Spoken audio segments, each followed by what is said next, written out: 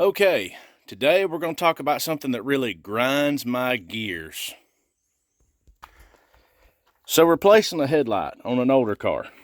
You can see you can easily access the lights, twist, take them out, replace the bulb, pop them back in, you're done. 2-minute job tops. However, the newer car, here's your light. You've got a plastic cover, and oh, wait, where you need to get to the light, it's actually backed up against the air cleaner. Oh, and there's a bracket here. So you got to take out all these fasteners, take out the plastic cover, remove the entire airbox assembly to replace a fucking light bulb. Now, let's come over to the driver's side. Oh, look, you can actually access to change both the high beam and the low beam. The passenger side? Oh no, that would make it too convenient. Which one do you think is out? Of course. Engineers, do us a favor. Make, just normal maintenance easy. This is ridiculous. So here's another example. This was a Chevy I'm showing you. My wife has a 2019 Ford Escape. In order to replace the passenger side bulb, you have to take off the whole front bumper for a light bulb. Are y'all insane?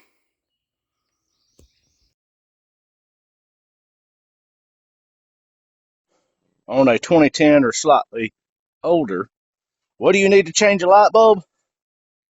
This is the only tool you need to change a light bulb. Or this is what you need to change a light bulb. Your hands, a panel puller, a flathead, a 10 millimeter, and an 8 millimeter.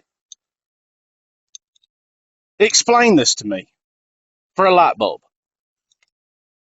Gotta take this special tool and we gotta pop all these clips up because of a piece of plastic that somebody decided to add that serves absolutely no purpose other than a little bit of aesthetics. 10 clips for a big piece of plastic. And if you break this piece of plastic, you want to know how much it's going to take to replace it? Oh, it's only about $300.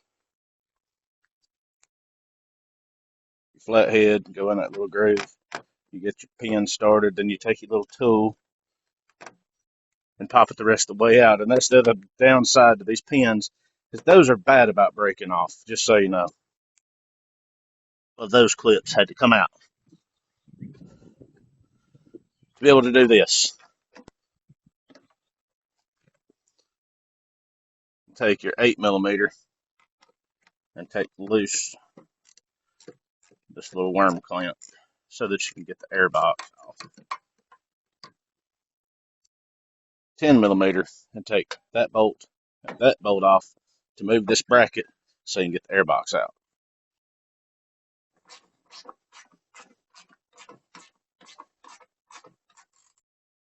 Another tool to take the air box apart because there's 3 more clips in the bottom of the air box.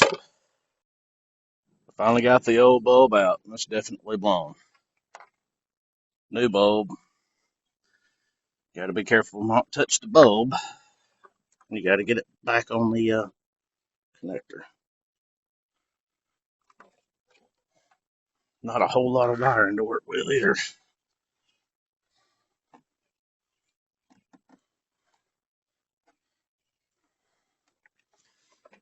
Get it back in there and get it lined up.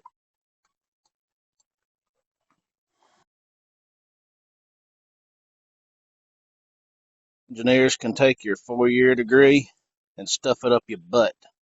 This is stupid. Right together. So much fun. Go to school, they say. Read all the books, they say. Learn how to turn the bolts. Oh, yeah. Getting it in there. Okay. Put our little stupid holes back off. Come on, get on. Get on this. Oh. Oh. There. Now then. Pull back in the little hole. Got to put it all together.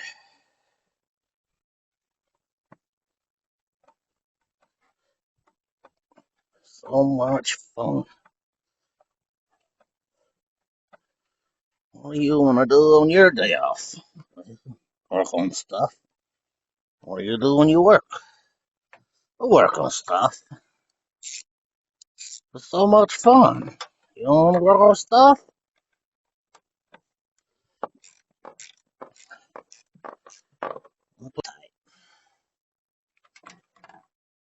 Ooh, you.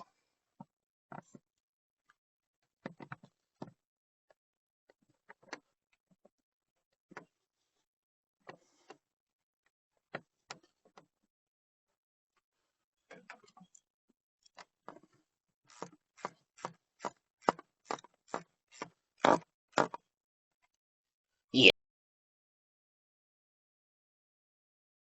Up a little wormy gear. Oh crap, it's super loose. Where's my flathead? Oh, get her a little tight. Then we use the 8mm over on up. Hell yeah.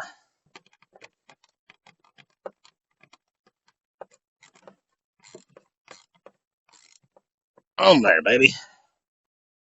Take the mass airflow sensor. Put that one back on there. Make sure it goes click. It's good.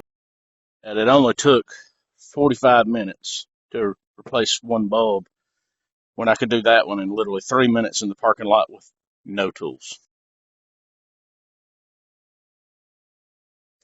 Now we've done the easy part. We got to do the hard part of replacing the coolant sensor on the same vehicle. It's going to be loosening this little clamp on the throttle body.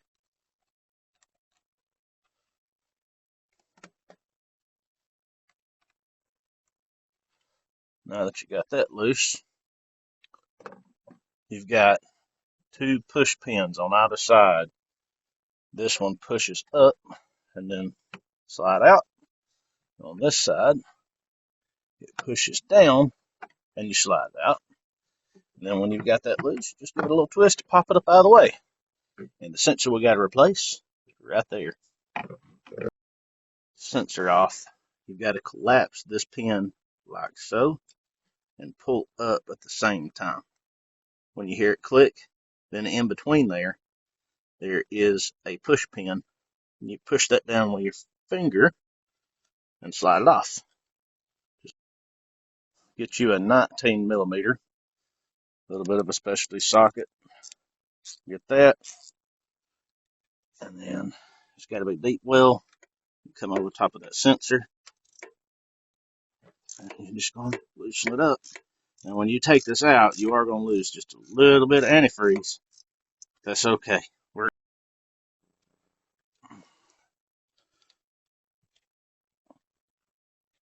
almost there.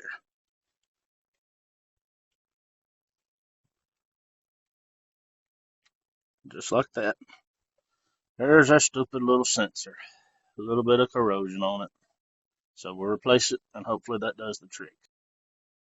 You may want to apply some, I can't remember the name of this stuff now. Teflon tape.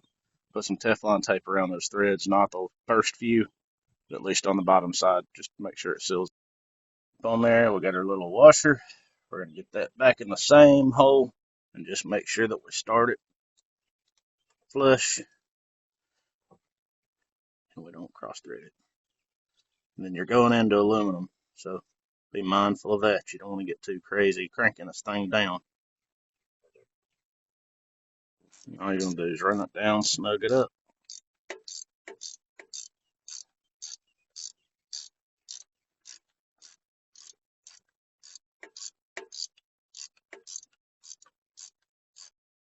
Opposite the way that we took off the wiring harness, you're going to slide that back on until it snaps. Once it snaps and you hear it click, push that back down until you hear it click. It clamps back on. Now, all that's left, slide your air box back onto your throttle body. Tighten down your screw on this clamp.